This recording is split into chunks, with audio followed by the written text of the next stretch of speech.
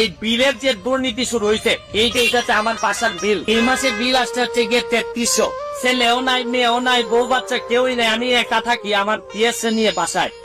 আমার বাসায় কেন হঠাৎ করে 1500 আর হঠাৎ করে 3000 বিল আসবে? এর মানে ভৌতিক বিল।